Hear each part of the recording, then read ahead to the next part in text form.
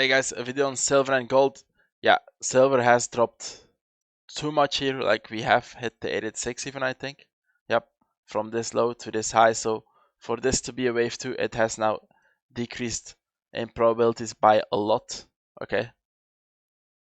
And it has increased the probabilities that, look, this was a 1, 2, 3, 4, 5 ABC, and then now we're moving down. Okay.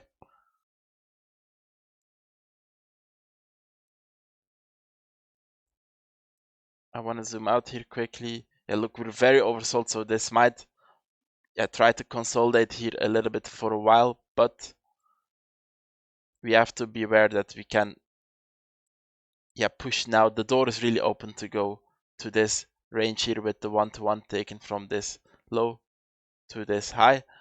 I'm thinking now maybe I can even take it like this in a potential wave 1 or wave A, and then A, B, C, okay, with an overshooting B wave, and then a 1, 2, 3, 4, 5 here. If you do it like that, this is a wave 1, wave 2, or a wave A and a wave B, and then now we want to see a wave C with a 5-wave move down.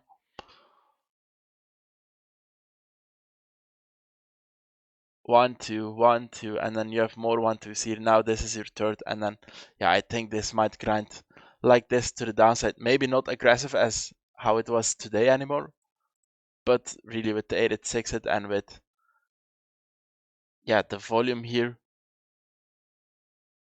the 5-wave move that we can force in here if I zoom in as well, and that this looks very much like a 3-wave move. It indicates that, look, we're gonna take probably this low and move towards here. Yep, this was potentially a 1-2 setup, but it failed. And we had this box here already when this push started here. It was a backup scenario because I was focusing on the bullish one, but I was also thinking, look, it's war. Gold, silver tend to do better than, but nope, not in this particular war, I think, because look, gold and silver, they're doing very bad today, like worse than crypto even. Here then, we have to go with this double XY on gold as well. I think we have hit here the 886 as well. Yep, indicating to me that, look, we could have forced a wave 1 in here as well, ABC, and a wave 2, then move higher, but this has gone too deep. And then now here similarly I can add a box with the 1-to-1 sitting here together with this larger fib at 4,265. Below that we have the 1.236 and the 1.382. Of course, if this now drops and goes beyond here, then we have to label this a 1, 2, 3, 4, 5, and this will be a major top for gold.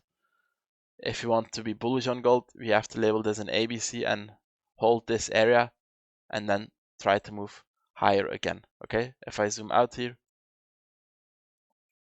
I mean, it was coming. Look, we had been overbought. The whole world was in gold and silver, so it makes sense that it drops. But you can see here, like, we had this 1-2, and then you have a lot of 1-2s in here. Your third, 4-5, 4-5. It's very hard to indicate when we are gonna top with this wave 3. Okay, if we get a 5, like a deep one here now, it probably will be this third wave, but really it's too hard to say because of the many 1-2s and many 4-5s in here. The least we can do is be conservative and label the internal 1-2 that, like, label this wave 3 in the circle wave 3, label it fully complete, but only that this first 1-2 setup still needs to play out with a 4-5, because I would love to end a move on like lower volume. We peaked at the highest volume for this circle wave 3 because it's a higher degree. I would love it to do it on lower volume with more bearish divergence, but it's not a guarantee. Okay, it's conservative. That's why I have these fibs from here. I could also take it from here or here, say that, look, this is just the first 4 or 5, but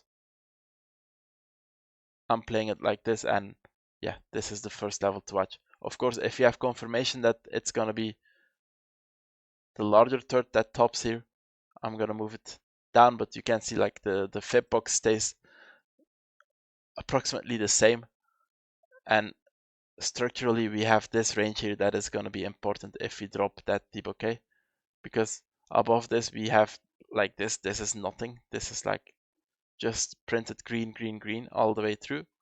We have a little range here which we already tested, bounce from it. I think if we go down there again, we will break it and try out this range. Maybe I can add the point of control of this one as well.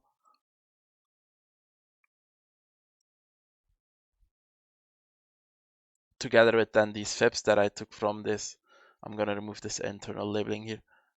Fibs that I took from this A to B to then this C wave, okay?